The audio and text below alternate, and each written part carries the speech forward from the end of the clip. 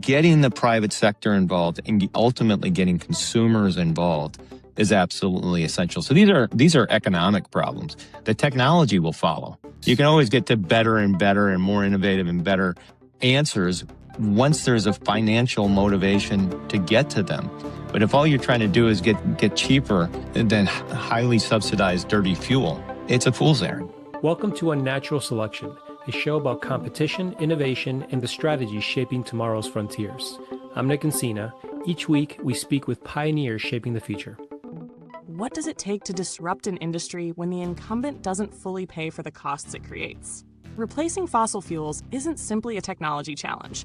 It's a challenge of economics, markets, infrastructure, and incentives. Gebolys has spent nearly 3 decades tackling that problem, from pioneering sustainable aviation fuel to creating new ways to put a value on decarbonization.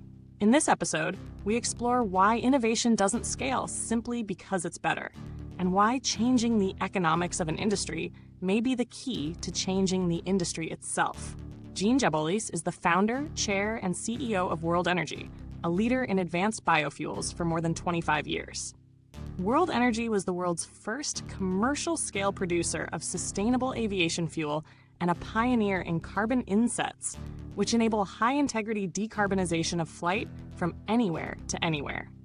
Today, World Energy is expanding its work across sustainable aviation fuel, renewable energy, and large-scale clean energy infrastructure. Gene holds a master's degree in public administration from Harvard University and a Bachelor of Science degree in economics and business management from The Ohio State University. He is an active member in many groups and organizations, including YPO. Let's go. Gene, welcome to Unnatural Selection. Thanks for being here.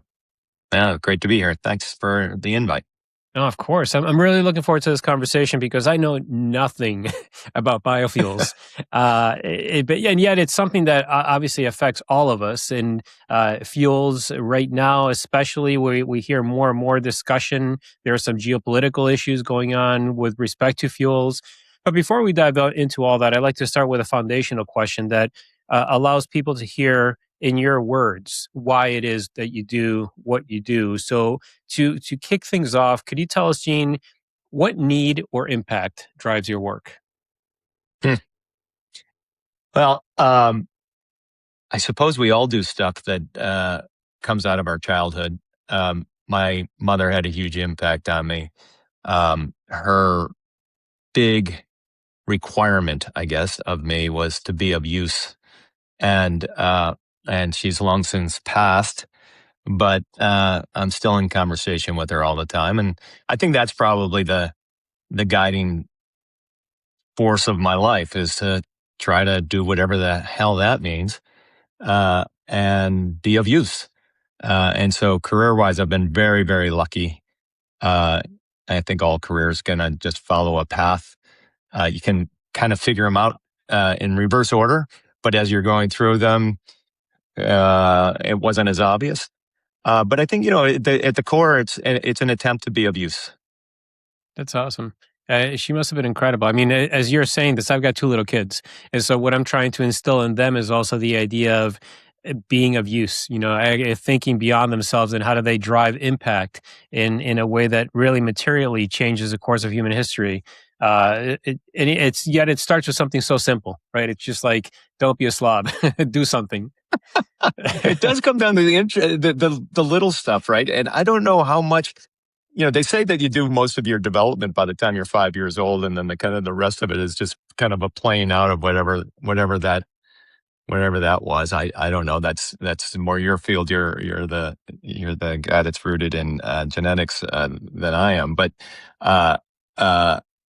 it is interesting how we live these patterns, and those patterns started very early, and they are pretty detailed patterns, right? I mean, I think we all have detailed memories of when we were little, and how those kind of still are relevant today. So yeah, I've got older kids, and what I'm finding is the parent. I think I had this notion that they hit 18 and then they're kind of good, and that is a crazy notion. That's not how it's working out for me.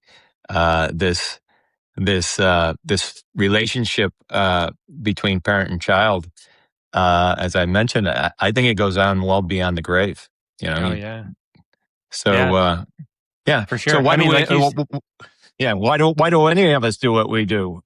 Probably something rooted in that. No, absolutely. I mean, like you said, right? You're still living up to the expectation that your mom had so many years, and you, like you said, she passed. I'm sorry about that, but it still shapes how you see yourself, right? And so at its core, it's fundamental, but it really does set a course. And so, speaking about the course and the impact that you're driving, for the sake of people listening, which just like myself will have no idea, can you tell us about what this space biofuels does, what World Energy does, and what it is that you're trying to accomplish? Sure, I'll try to be concise, but the businesses I've been in this for 30 years now. I started in 1996. This year I will be 30 years in the space. I started a company called World Energy in 1998. All of that original premise was rooted in the Gulf Wars of the early 1990s. I was I going all the way back to my childhood. I was interested in uh, the oil crises of the early 1970s that I grew up in, and um, so I grew up in a world that was highly influenced by dependence on fossil fuels. Was very interested in the space. I got an opportunity to work in an alternative to fossil fuels in the mid 1990s, coming out of graduate school, in the early stages of something called biodiesel, which is a renewable alternative to diesel fuel. And it seemed to me to be important that we find alternatives to fossil fuel. And I was pretty encouraged by this notion of having me playing a small part between two giant industries, one being agriculture and the other being fossil energy. I was just kind of intrigued by the notion. So World Energy was set up in its early days to be a contract manufacturer of biodiesel, and selling to companies and public entities that were regulated in a manner that they had to start using alternative fuels of some sort. It didn't have to be, of course, the ones that we had on offer, but they had to start making some changes. So the founding premise was, hey, maybe we can take a very, very small step with these regulated entities to start to sell them an alternative that is better for their fleet operations. So, uh, 28 years later, a lot has happened, and we've evolved a lot. And we've got a number of different business units doing different elements. They all are involved in the displacement of fossil energy with clean energy, various forms now. We've got a very large wind project in Canada. We've got probably the most importantly, we've got a big digital platform initiative now that involves the decoupling of the physical low carbon molecule from the attributes of the low carbon molecule. So we've got a number of business units, but they're all in the same fundamental area of decarbonization and displacement of fossil energy with clean energy. And so, what does that mean? The displacement of fossil energy with clean energy. I know you mentioned wind farms, so that's one generating electricity. Yeah. That by that means, when you say biofuels, what other ways of generating energy are there? Like, what are the kind of Yeah. obviously So winds is one. Yeah. So what we're probably best known for is being the first commercial producers of something called sustainable aviation fuel. That is a fuel that is derived from renewable resources, primarily used cooking oil and animal fats. We produce in a converted refinery that has the ability to take in these renewable resources and convert them into a jet fuel that can be used uh, as a replacement for fossil jet fuel. Uh, we have also long been a producer of something called renewable diesel fuel, and that's a displacement for diesel fuel, also using similar feedstocks. So that is sort of the genesis of the business was rooted in those initiatives. It's kind of evolved a bit from there. Oh, that's interesting. And so, is that something that can be done at the scale that's necessary to support uh, what we do right now with fossil based fuels? No, it's actually it's one of the it's really an interesting thing. No, it can't. And so the question then becomes, well, then why do it? And how does change happen? I think that's what you explore is how does change happen? How does innovation Exactly. happen, right? I'm poking at the small details that build into that. Exactly. Yeah. So um, as somebody who I guess at his core wants to be of use, not just make a dollar. Of course, we all got to put food on the table at home, but that's not the driving motivation. The driving motivation is to be of use. So how is producing fuel from renewable feedstocks that don't exist at sufficient scale to do the job? How how is that relevant? How is that of use? Um, and I think it's incredibly important that we do incremental change because I think that's how change happens. Hmm. So if we were really going to say, okay, we're not going to do anything in the liquid fuels space until we can produce the 100 billion or so gallons that would be required to displace global jet fuel use. We weren't doing anything. And incrementalism is how we got to the energy system we have today. And I think it's how we're going to get to the energy system that we have tomorrow. So you do a lot of things. I mean, you even look at things change so much quicker in the digital space than they do in the industrial space. But the AI computing power and with the cost of generating tokens for AI applications has gone from like $34 per whatever it is million tokens to like 6 cents in 4 years, right? Even now, as I understand it, the econs of that space don't make a ton of sense, but yet investment in that space is really driving the global economy. Hmm. Why? It's not for what it can do today; it's for what it can do tomorrow. I'm not suggesting that the stuff that we do has got that kind of scalability or impact. I am suggesting that if you don't do what you can, you'll never get to do what you need to do. Oh no, I totally agree. I mean, and I can think of all kinds of spaces in healthcare that are like that. For example, neurology, and we have all Mm, kinds of diseases of dementia, Alzheimer's, and so on. And for a long time, pharma companies were divesting from that space because mm. unless you can make a material impact with a drug that can cure this or that, they thought it was just too hard. But you were never going to discover that treatment or that cure unless you made small incremental investments in your way to get there. Unfortunately, some have been investing back into it, but I totally agree. You have to start somewhere. But I guess I'm thinking mostly in terms of the fossil fuel market is the obviously the oil bloodline of everything Mm, that happens around the world.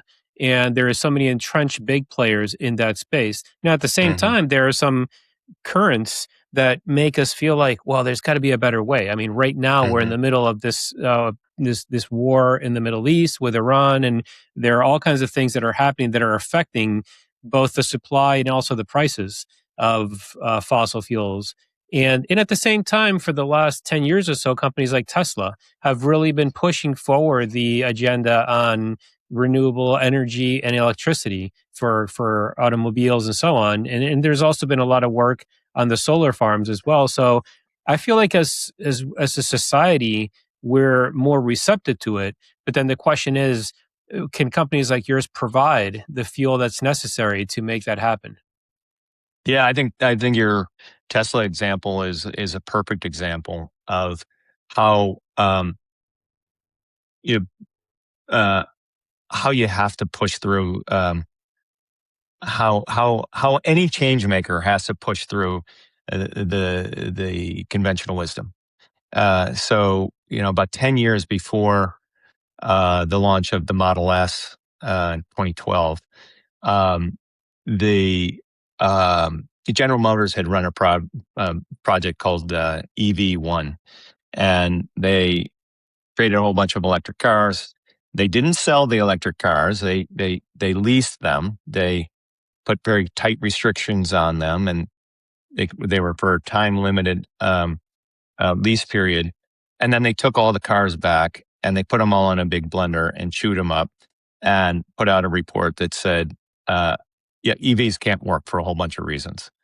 And so you're one of the world's largest auto manufacturers says it can't be done.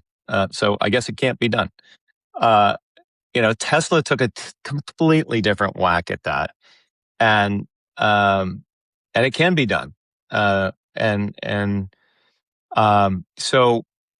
I think your point was that's an example of how change can happen. Yet we're still fully addicted to fossil fuels, and so I might be changing your question, but I think you're saying we're still addicted to fossil fuels.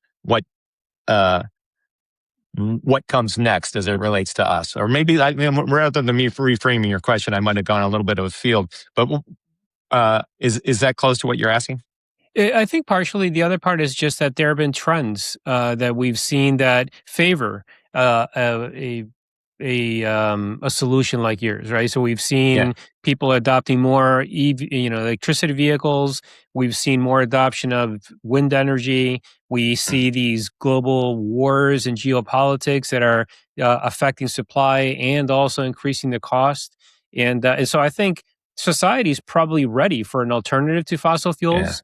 And so I think that like the setting is there. The question is about how do you make a change at such a global scale, right? Because I think part of it is yeah, the technology. I think you're innovating on a bunch of different vectors, right?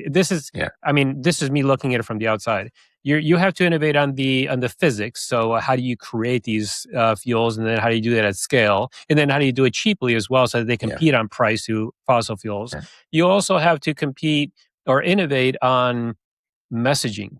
You have to get people to yeah, think differently. I think that's part of what Tesla did as well. It's like they innovated in how they convey the product and the value to people. So they were like, oh, having an EV car is kind of cool, right? And so yeah, like you have to innovate in a bunch of different vectors to make this yeah, happen. yeah.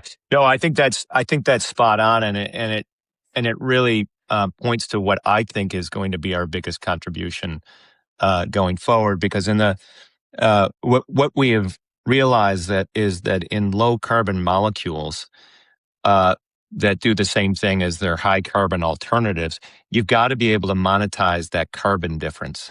And if you can't, whether it's through regulatory compliance or somebody paying that difference or what have you, it's really hard to just compete on dollar for dollar BTU value.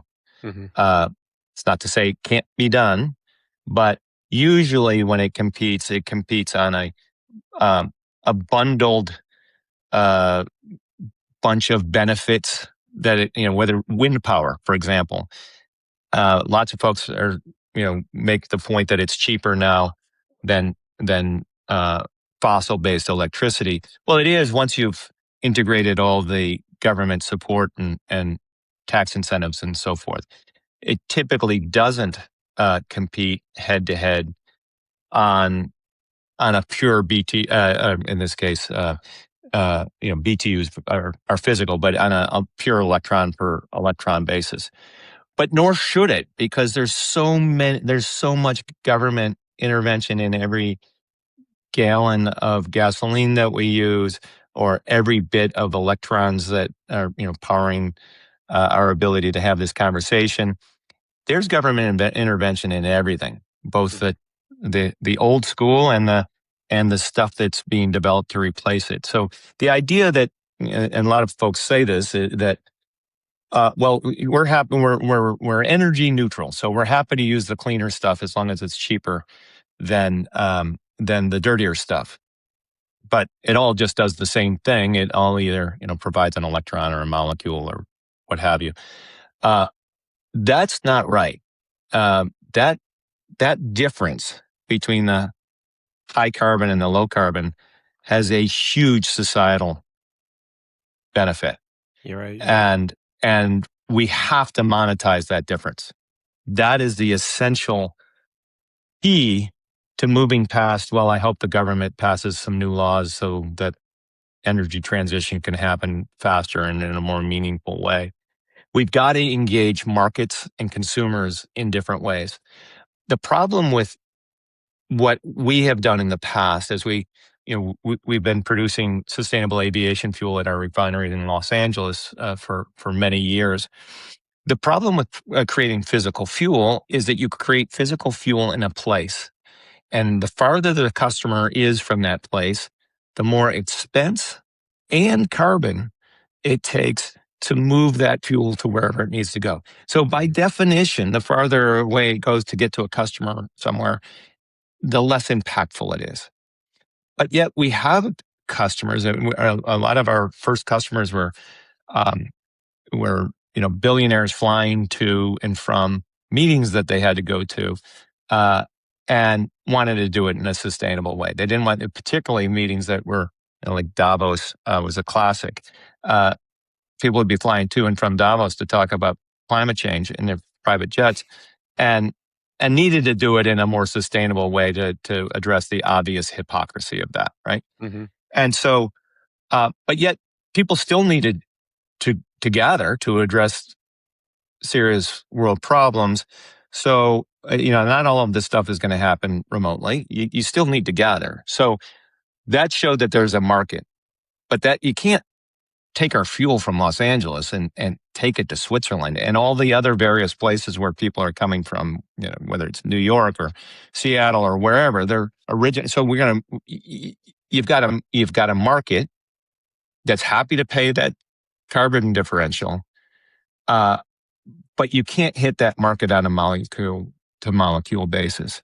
So through a process called insetting, we set up a system to track very closely with third-party verification how to quantify that difference. And so that we could hit the market need. For a while we were just saying, no, that doesn't make any sense. We can't do it. But that's not smart. You've got a tangible demand for that difference. And so I think the most important thing we've ever done in our nearly 3 decades of doing this is to decouple the molecule from the work. Mm-hmm. And then if you start to look at that at scale, which is what we're working to do now, to take the very small incremental progress we've made in aviation and think about it and apply it broadly to everything. This is how the greening of steel has to happen. Steel is about 9% of global carbon emissions. It makes no sense. We can take iron ore and convert it into iron in a much less carbon intensive fashion using clean hydrogen. But the problem is, then you have to move this stuff all over the place. And how do you get it into a car in Germany in a meaningful way that they can market that carbon difference to customers and get it to a consumer who's willing to pay for it? It breaks down at each incremental step, further going from the iron ore to steel, and then moving that steel all over the place. And so it basically kind of gets pointless. But if you can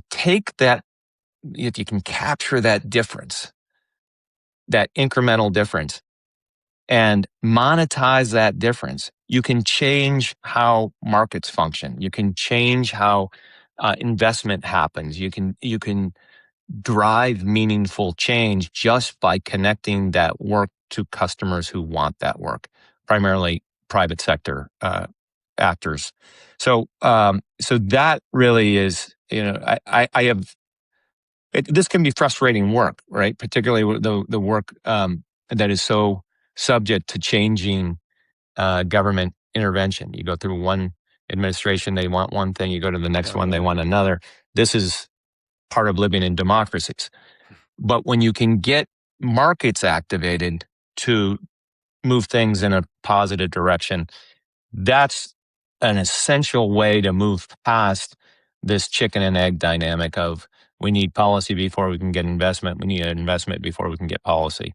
So, so that's what we're working on, this insetting initiative through a platform that we're about to launch called Inset IQ. That's the thing that that I really think has the biggest impact, biggest potential. Whether we do it or somebody else does it, insetting is what's going to really drive change and progress in decarbonization.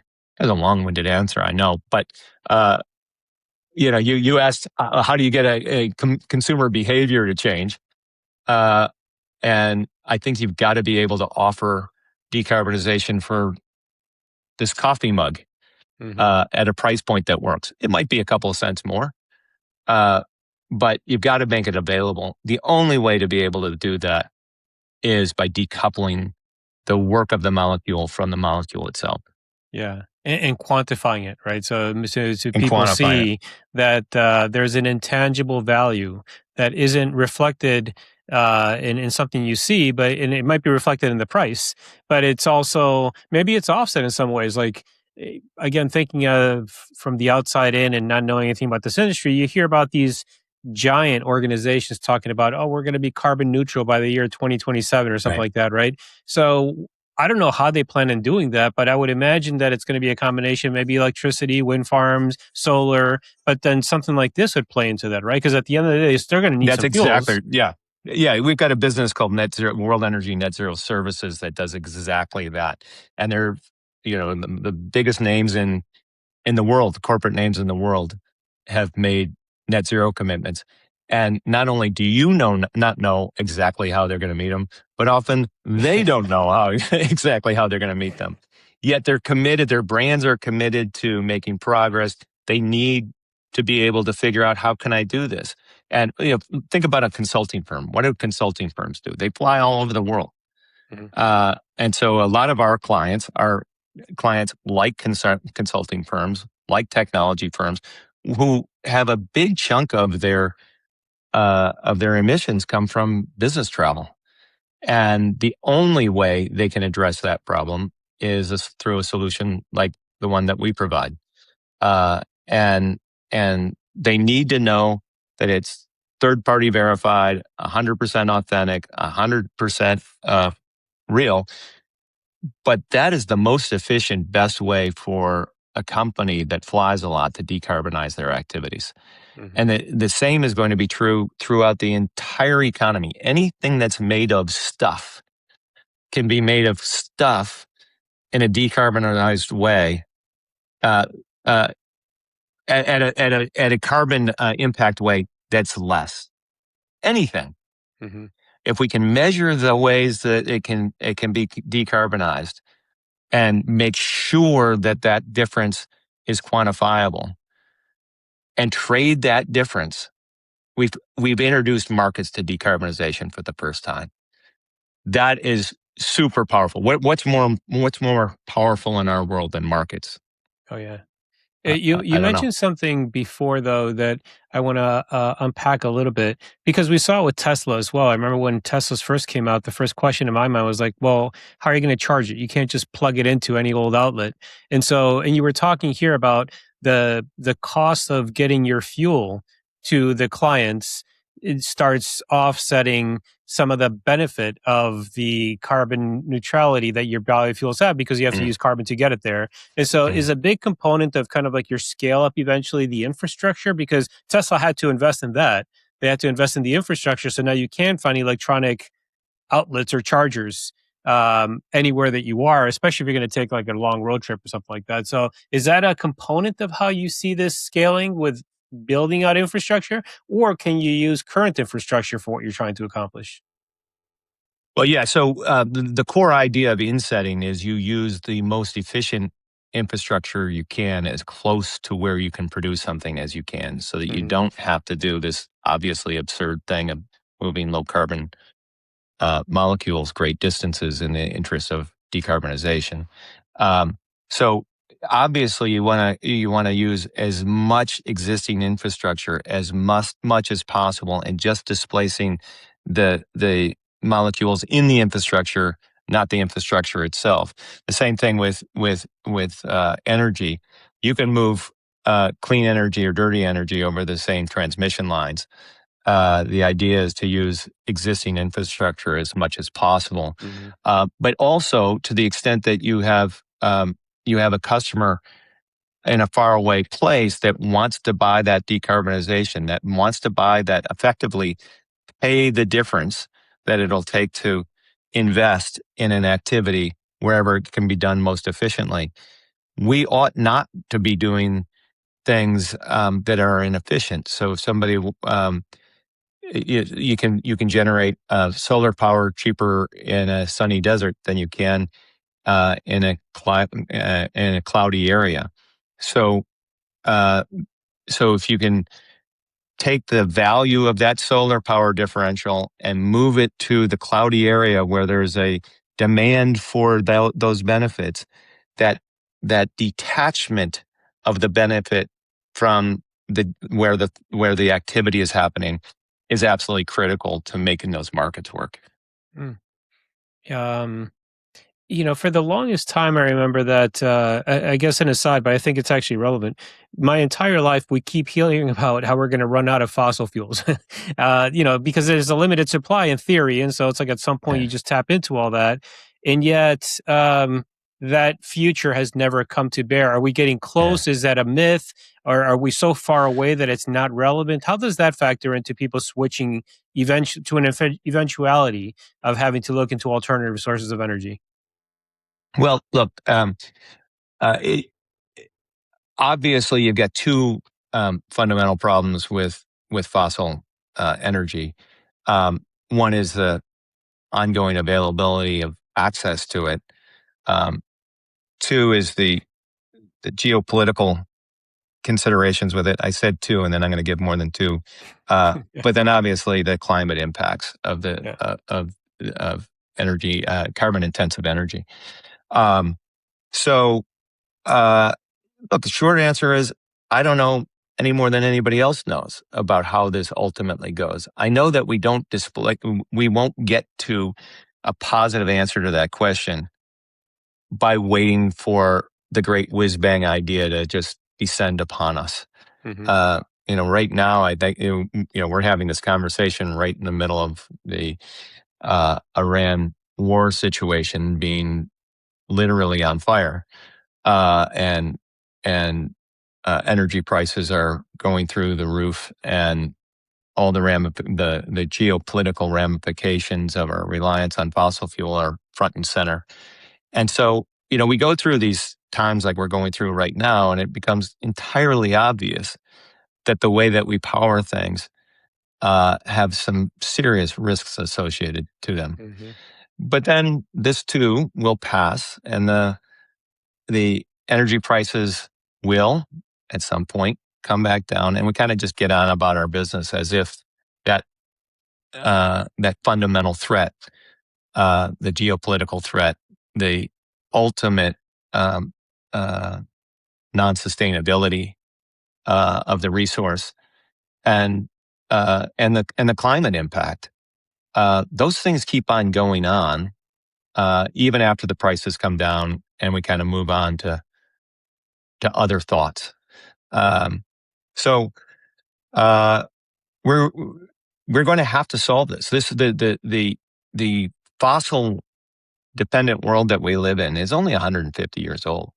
Uh, you look back to kind of 150 years ago, which in spans of time is nothing, Yeah. right? 100 years, 150 years from now, this is not how we're going to power things. Mhm. What's going to happen in the in between?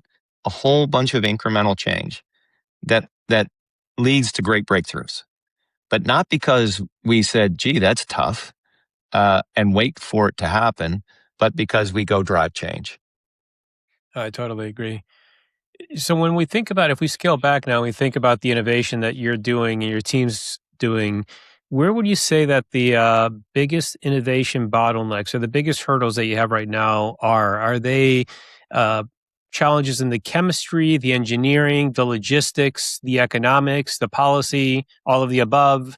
Where are the vectors that you guys are focusing on the most that you think you can make the biggest change?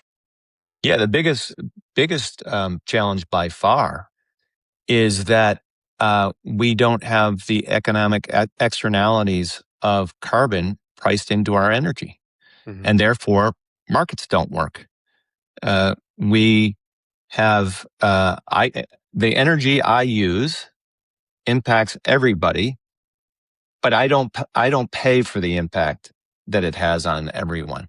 If we were able to um, quantify and pay for the externalities of fossil energy use, um, we would use a lot less of it, and we would be a lot more motivated to find more effective alternatives to it. But um, but we don't, and so until we get markets involved in a real way, and we have a phenomenal opportunity to do so because of exactly what you were talking about, these net zero commitments, and the need now for corporations to get in off the sidelines and play a leading role. If you look at who bought most of that wind power that's been built in the last 10 years, most of it tracks back to the same handful of tech firms who bought it. And so the tremendous progress we've made in that space and in solar really goes back to no more than 20 or 25 companies that doing the vast majority of the ultimate buying of the electrons that the cleaner electrons that we're replacing dirtier electrons. So getting the private sector involved and ultimately getting consumers involved is absolutely essential. So these are economic problems. The technology will follow. Hmm. You No, you it's can always get to better and better and more innovative and better uh, answers once there's a financial motivation to get to them. But if all you're trying to do is get cheaper, then highly subsidized dirty fuel, it's a fool's errand. yeah, yeah. Yeah, it's yeah. When you first started talking about the change in markets, I thought about policy, but trying to wait around for policy to change before this becomes a success is risky because that policy may just not change. But if I think about it, a lot of these companies that are talking about getting to carbon neutral, and I don't know anything about this space, but it's not policy that's forcing them to. I think it's actually just kind of enlightened leadership, influenced probably by demographics, if I'm guessing correctly. Um, Younger populations probably care a lot more about the Hmm. environment.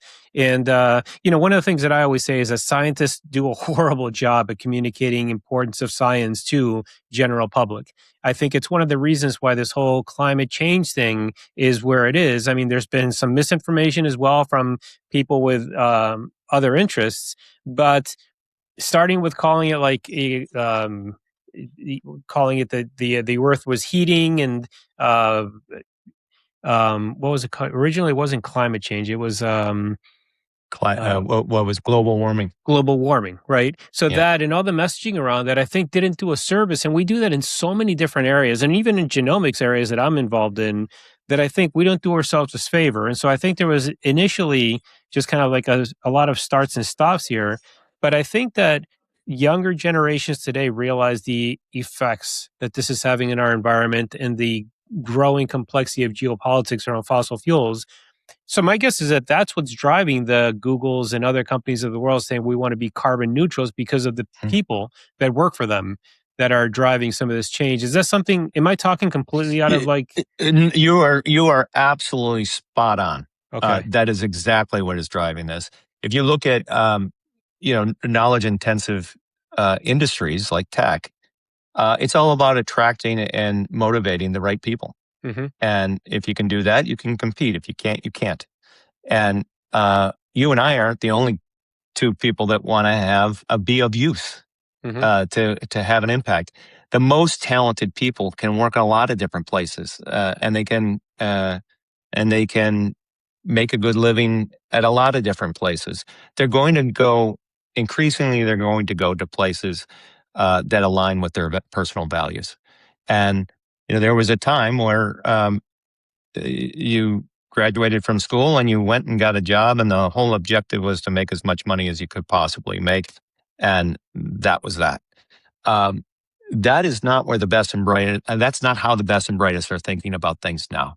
They want to work in places and with people who align with their values. They recognize the barriers between work and home have largely disappeared. So your work life is your life, and you want that life to be aligned with your values. And increasingly, the best and the brightest are well aware of the social issues associated with our reliance on fossil fuel, and they do want their employer to be taking positions that align with their values. So it really is about creating cultures that are socially responsible, particularly in the big tech firms.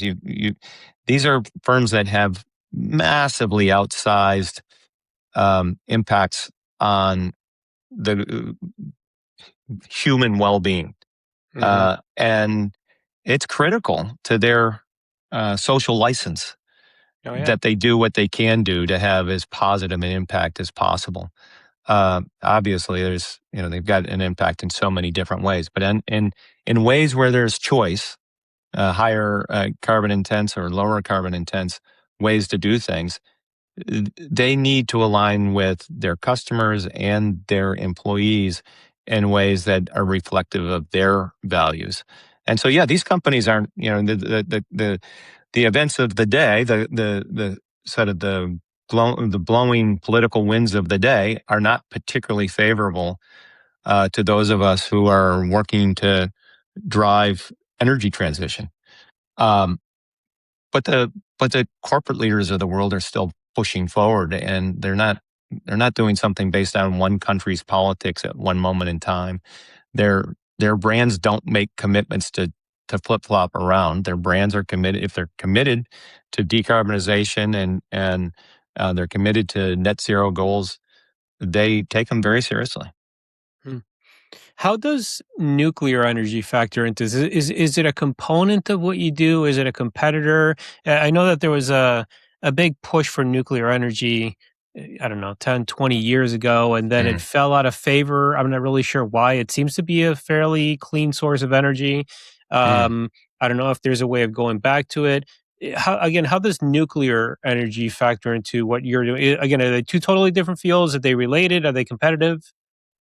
Yeah. So the notion of competitive, anything that's cleaner is cooperative, collaborative, part of the same overall push and mission.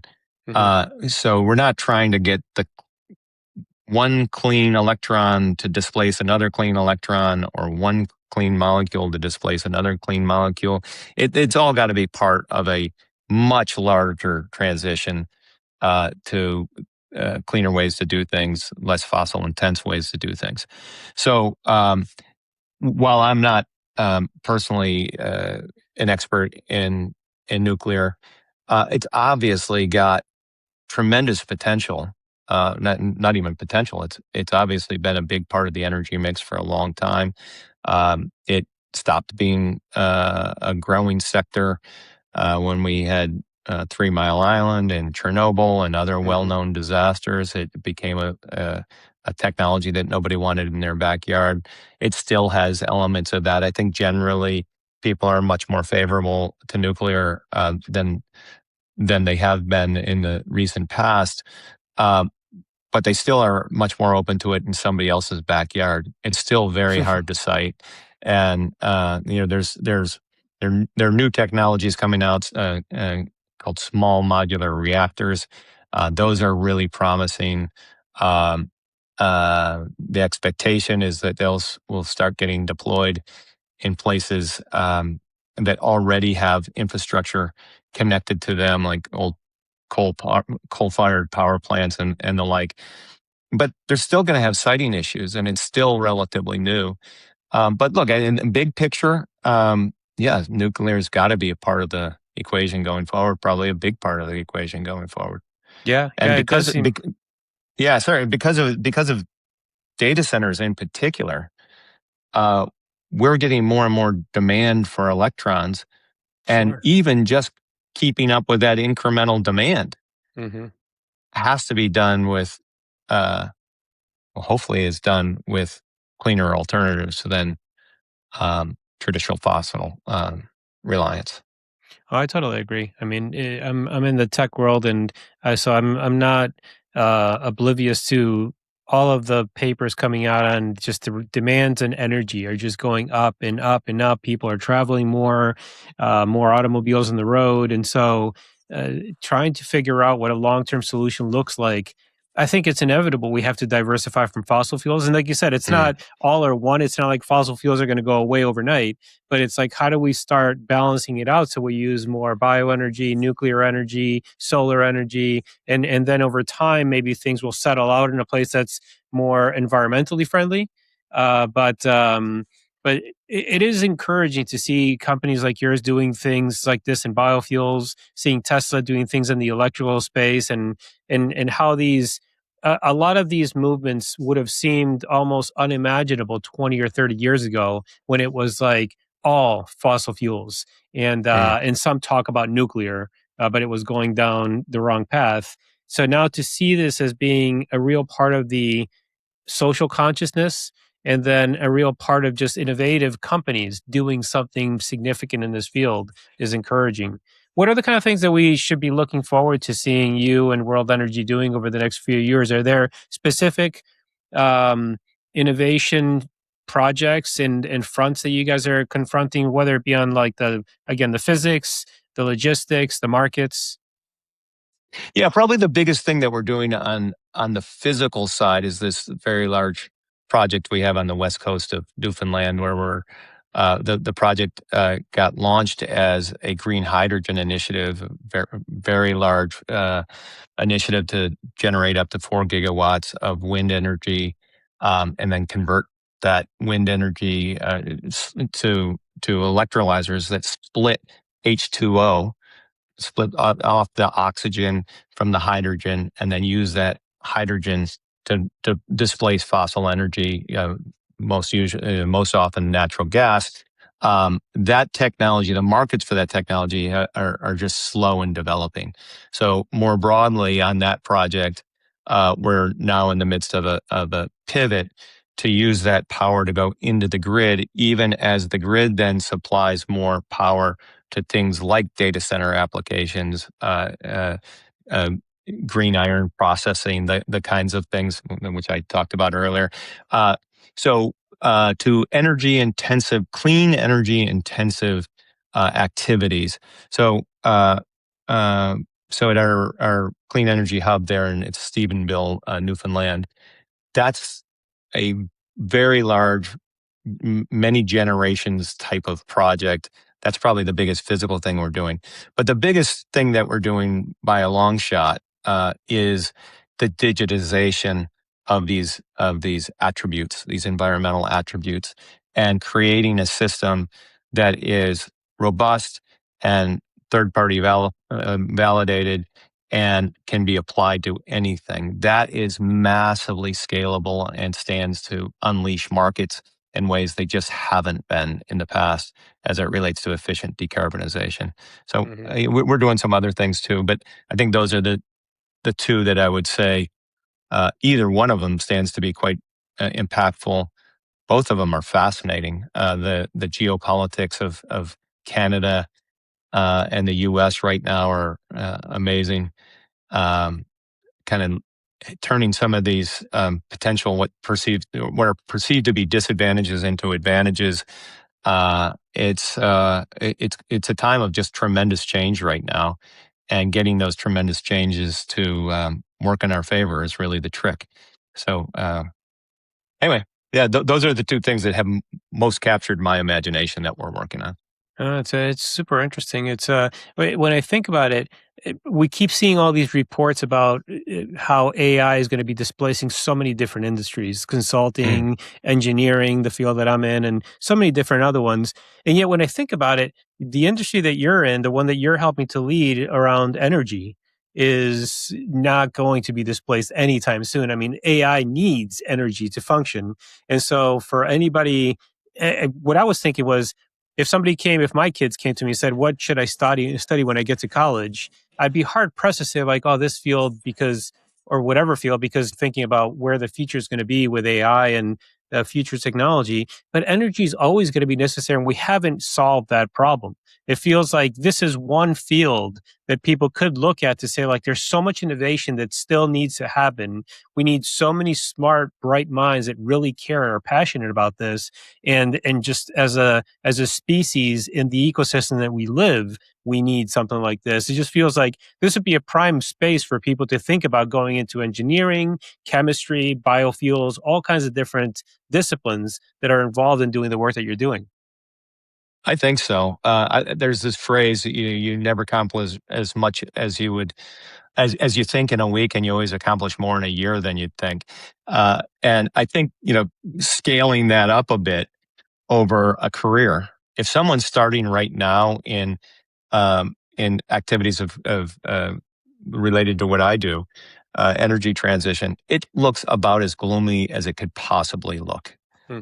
Uh, but if you look at that trajectory from now, say 50 years forward, there's going to be such rapid progress over that 50 years because there has to be.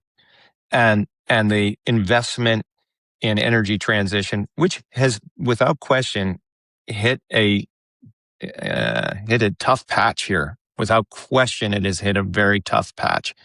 But over the long haul, it's not about this patch or that patch. Over the trajectory of decades, this is going to be a phenomenal place to be because it's so important. And so if somebody's looking to be of use, this is a place that needs the best and brightest, no question. No, I agree. Well, with all that, Gene, this has been tremendous. I want to finish off with a question just to think about the scale of which the kind of impact that you're trying to drive. So, if you could zoom forward into some place in the future where you could reflect back on the course of your career over the work that you've done to date, or things that you're still planning on doing that you're achieving or aspiring for over the next few years, what would be a success scenario, the best case scenario where you could imagine where you've achieved the fullest impact that'll give you the most fulfillment over what you've accomplished over the course of your career? Yeah, it's interesting. Um, so I'm an incrementalist, as I probably have made clear here. So I find it harder to say, oh, if we get to X, we'll consider that success. If we get to X, I'm certain that I'll say, fantastic, let's get to Move X on. plus. But because it's just by character, that's kind of how I roll. But um, I'm so convinced of the need to activate markets through vehicles. I don't. There is no better vehicle than through the insetting tool that I shared with you earlier. Getting markets involved in energy transition in ways that they haven't been before, and that's consumer markets and B2B markets. Um, I think we're on the cusp of that and doing that in a scalable, meaningful way that can drive um, meaningful change for a very long time. Uh, I, I think if we can get that on the railroad tracks moving to where it starts to organically scale, that would be pretty good. Hmm. I would be pretty proud of that. That's awesome. Well, I think what you're doing is incredibly important, and it's not just me. I think society's become aware that fossil fuels have their shelf life as far as like utility versus damage, and we really do need alternative forms of energy. We need more energy as society is going, and like we spoke about during this interview. Uh, the current geopolitical state and the wars in Iran and around the world are even more evidence that this is just not sustainable. So with all that, Gene, tremendous work. Congratulations on all the progress so far, and thank you for being on the show. I hope that we can have this conversation again sometime in the future. Nick, I really enjoyed it. I appreciate being here and enjoyed the chat. That was Gene Gebolys. And now, Unnatural Signals. The following were key takeaways from our conversation with Gene. Number 1, innovation doesn't scale without incentives. A superior technology doesn't automatically win. If the market doesn't reward the advantage it creates, adoption stalls. The competitive problem is often economic architecture, not technological capability. The signal is, if you want innovation to scale, redesign the incentives around it. Number 2, incrementalism is a strategy, not a compromise. Gene's most consistent idea is that you don't wait for the solution that can replace the entire system. You start with what works today, learn, improve, and compound. And I quote, "If you don't do what you can, you'll never get to what you need to do." End quote. The signal is, the path to a breakthrough is often 1,000 useful increments. Number 3, separate the product from the value. World energy's most interesting innovation may not be a new fuel. It is decoupling the physical molecule from its environmental attribute, allowing the benefit to be monetized where demand exists rather than where the physical product happens to be produced. The signal is, sometimes the breakthrough is separating what you sell from where its value is created. This is extraordinarily applicable beyond energy.